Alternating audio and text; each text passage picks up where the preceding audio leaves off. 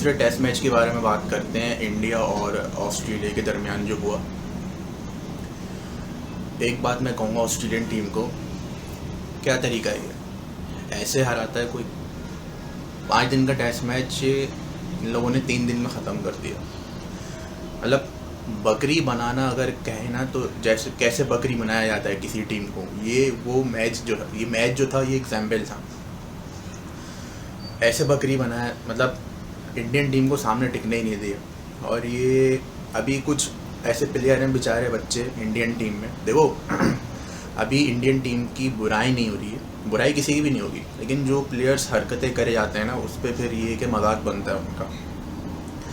Indian team ने भी पहला मैच जब जीता था तो वो भी कोई एक फाइट नहीं की थी ऑस्ट्रेलिया ने उस मैच में, वो भी बेचारे भीगी बिल्ली नज़र आए।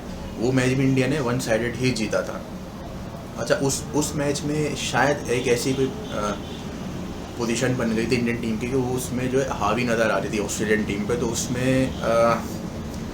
जायसवाल साहब जो हैं, जो अभी नए प्लेयर हैं, मेरे ख्याल में 21-22 साल की उम्र है, वो मिचेल स्टार्क से पंगे लेना शुरू करे उन्होंने। भाई पहले देखो तो आप किससे पंगे ले रहे हो, मिचेल स्टार्क से पंगे ले रहे हो आप। चलो ठीक है, इंडिया मैच जीत गया, ठीक है। एक बात याद रखिएगा, ऑस्ट्रेलिया के अंदर ये क्वालिटी है कि वो कमबैक करती है, और कमबैक करके क्या हराया ऑस्ट्रेलियन टीम को है यार। ये ठीक नहीं किया ऑस्ट्रेलियन टीम ने, ऐसे कोई हराता है इतनी बुरी तरीके से किसी टीम को। तो मिचेल स्टार्क भाई साहब ने बदला लिया जायसवाल साहब से, पहली बॉल पे ही उनको जो है वो आउट किया। ऐसे ही इन्होंने एक बार इंग्लैंड से मैच हो रहा था, तो बैट्समैन, एक लेफ्ट हैंड बैट्समैन था, उसको बोल्ड किया था, मैं नाम याद नहीं, ऐसे इनको भी आउट किया था अभी भी, और इनको इस बार जायसवाल को ऐसे आउट किया। कुछ बोला होगा कि बॉल स्लो आ रही है, ये आ रही है, ऐसा आ रहा है, तो क्या ज़रूरत है भाई। और इंडियन टीम के जो सीनियर प्लेयर हैं, रोहित शर्मा और विराट कोहली साहब, तो वो भाई आपका काम है ऐसे प्लेयर्स को, जो बेचारे बच्चे हैं अभी मेंटली तौर पे ग्रो नहीं हुए, उनको समझाया जाए कि बेटा किससे स्लैच कर रहे हो, जिनको स्लैच का किंग कहा जाता है, तुम उन्हीं के साथ स्लैच कर रहे हो। और फिर उसकी देखो बाद में क्या हुआ। तो इतनी स्लैच करो कि समझ में आए, हद से बढ़ मत जाओ। इसके बाद आते हैं सिराज के बाद। सिराज की बात करते हैं। सिराज साहब ने बनाम, अच्छा एक तो ट्रेविस हेड साहब इंडिया के लिए बड़ी मुसीबत बने हैं। वर्ल्ड कप में भी इन्होंने इंडिया से, उनका जो है वो वर्ल्ड कप फाइनल में वर्ल्ड कप इंडिया से छीन लिया। शुरू में एक ऐसी कंडीशन लग रही थी कि इंडिया वर्ल्ड कप जीत जाएगा, लेकिन वापसी ऑस्ट्रेलिया ने फिर कमबैक की।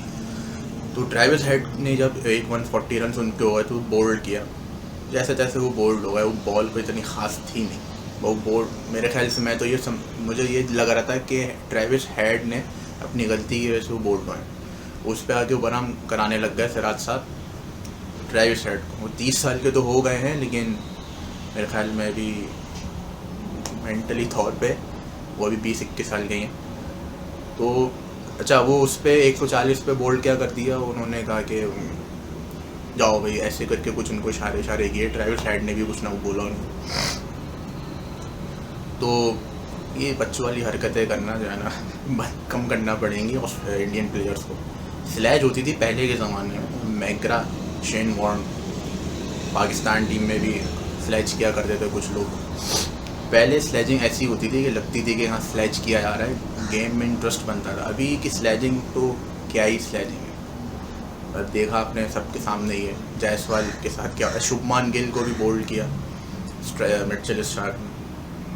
अच्छा, ऑस्ट्रेलियन टीम की बात करना है। ये जो सीरीज़ चल रही है, इसमें देखें ऑस्ट्रेलियन टीम के अंदर क्वालिटी है कमबैक करने की, लेकिन इंडियन टीम के अंदर भी ये क्वालिटी है। इंडियन टीम और ऑस्ट्रेलियन टीम दोनों ही बहुत स्ट्रॉन्ग टीम है, तो हम किसी को भी अंडर एस्टिमेट नहीं कर सकते। कोई भी किसी पे हावी नहीं होगा कि ये टीम ज़्यादा स्ट्रॉन्ग है, ये टीम जो है वो स्ट्रॉन्ग नहीं है, वीक है। तो ऐसा कोई मामला नहीं है, दोनों ही टीम स्ट्रॉन्ग है। हाँ, लेकिन चांसेस, जब इंडिया हारा था पहला मैच, तो यही था कि ऑस्ट्रेलिया कमबैक करेगा, और मुझे तो ये लग रहा था कि आगे के मैचेस भी ये जीतेगा। तो सबसे इम्पॉर्टेंट है प्लानिंग आपकी जो है वो बहुत मैटर कर जाती है। तो इंडियन टीम पता नहीं क्या सोच के उतरी थी। मेरे ख्याल से जब ये लोग पहला मैच जीते थे तो इन लोगों ने ये मान लिया था कि अब ओवर कॉन्फिडेंट मेरे ख्याल से हो गए थे लोग।